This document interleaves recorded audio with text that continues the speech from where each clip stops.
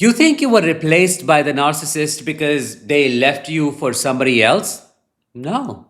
What if I told you they were the one who actually got replaced, who always get replaced, whether you realize it or not? Don't believe me? I am going to prove it to you in today's episode. I am Danish, your host, a narcissistic abuse recovery professional. Welcome to my channel. The topic for this one is why narcissists always get replaced in the end. Before we get started, a quick announcement. Only 3 days remain until I close doors to my membership program called Thrive After Narcissistic Abuse. If you want to stop surviving and start thriving right away, click the link in the description or the I button above to join. Now let's begin. When people think about narcissistic abuse, what do they talk about? They think about how you as a victim gets replaced. That is the most painful part for survivors, right? The narcissist discards you, the narcissist leaves you for somebody else, the narcissist starts over as if none of it ever happened.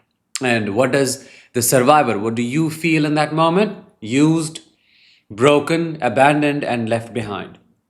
It feels like the narcissist has won and you lost, like you were just a stepping stone in their story. And that belief can haunt you. It can stop you from healing for months and even for years. But I want to flip the script today. I want you to see something nobody talks about, that it is actually the narcissist who always ends up being replaced. It is just not always visible in the beginning. You feel replaced because you have a heart, you have emotions, you loved them and they did not love you back. That hurts. But the truth is, they cannot love anyone. And because of that, they never stay with anyone. They do not settle. They do not grow, do not build. They bounce from one person to the next, from one obsession to the next, from one illusion to the next. And what does that mean? It means they're always leaving behind what they once claimed to need the most. Let that sink in. That is what being replaced truly means. They do it to cars, to homes, to people, to friends, to family, to partners, to children, and eventually they are the ones who get replaced by all of it. Because the cars move on, the houses get sold, the people find peace, the children grow up, the spouse either emotionally divorces them or escapes completely. Every single one of the sources leaves them, either by running or going numb. But they leave, that is the point. So, who gets replaced? Let me give you an example from my own life. My mother always blamed the house. No matter where we lived, she always thought the problem was the home. The first house, she said it was possessed, so we left it. The second house, she said it had a demonic spirit again, so we tore it down and rebuilt a new one from the ground up. Still didn't satisfy her. Then came the third, then the fourth. Do you see what I'm trying to say? It was never the house. It was the inner chaos projected on the walls. It was the emptiness trying to find something external to fix what's broken inside. So, what happened? The houses got replaced. But it wasn't the house's failure, it was hers. And now she is another one, which I doubt will be the last. Because nothing is ever enough, not for a narcissist. The same thing happened with my grandfather in a different way. During his last years, I saw something in his eyes, a kind of staring into the void, a frown that wasn't about sadness. It was about disappointment, not in anyone else, but in life itself. Because for the first time, he could not control it anymore. He could not scare people. He could not bar commands. He could not lift things or make things move. And the words he said broke something in me. I do not understand how I got this old, he told me once. Feels like yesterday I would shout and people would listen, and now I can't even lift a leaf. What I saw was not just aging, it was the collapse of the fantasy that power is permanent, that dominance means respect. People will stick around forever if you yell loud enough. But when age takes away the body, the truth is all that is left. And for a narcissist, that truth is unbearable. That is when the grandiose ones become coward. That's when the aggressive ones become helpless. They start saying things like, "Oh, you're the only one after God who is left to take care of me." They weaponize guilt. They create forced dependency. They pretend to be fragile and alone so that you feel obligated to serve them. But don't get confused. This is not love. This is manipulation wearing a softer costume. The script has changed. The game has not, and you need to understand that.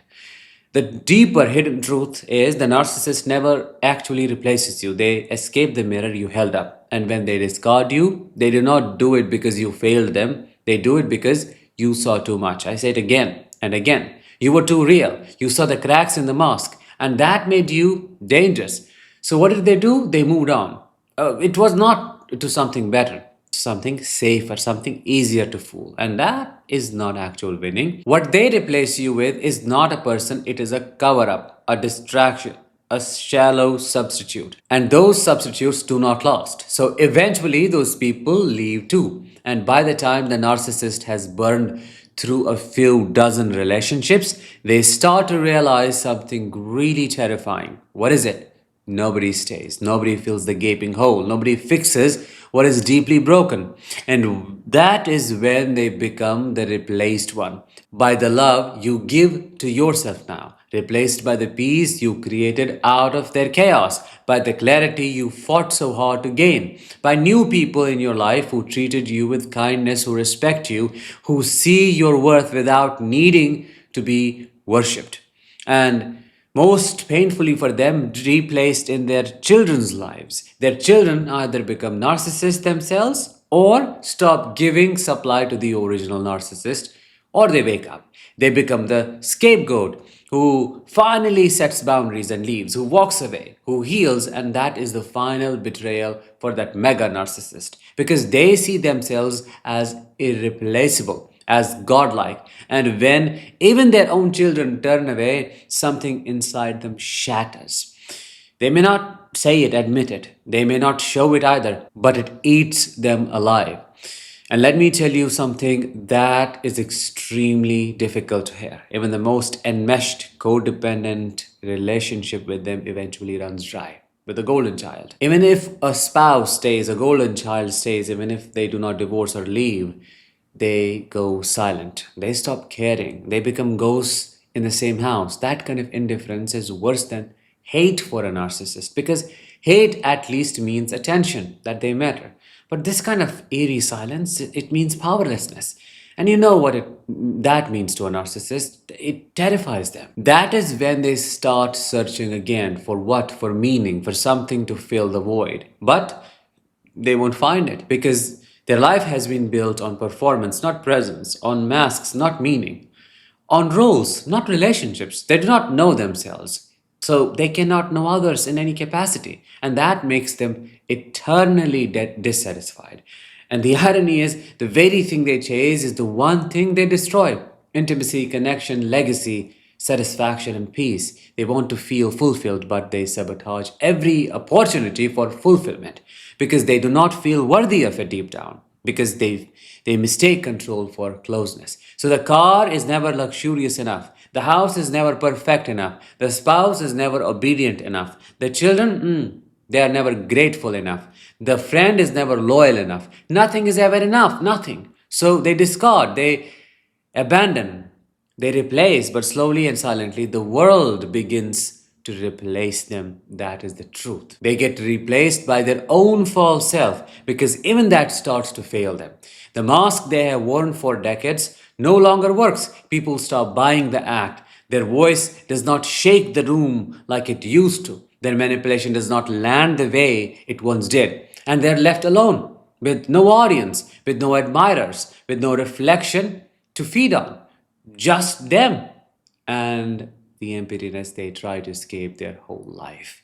So next time you think you got replaced, remember this: you healed, evolved, grew, and stopped playing the game. And they're still running in circles, still blaming, selling houses, trading people, cheating people, chasing shadows, basically. The truth is, the narcissist does not replace you, you outgrow them. And in the end, the only one who gets replaced is them.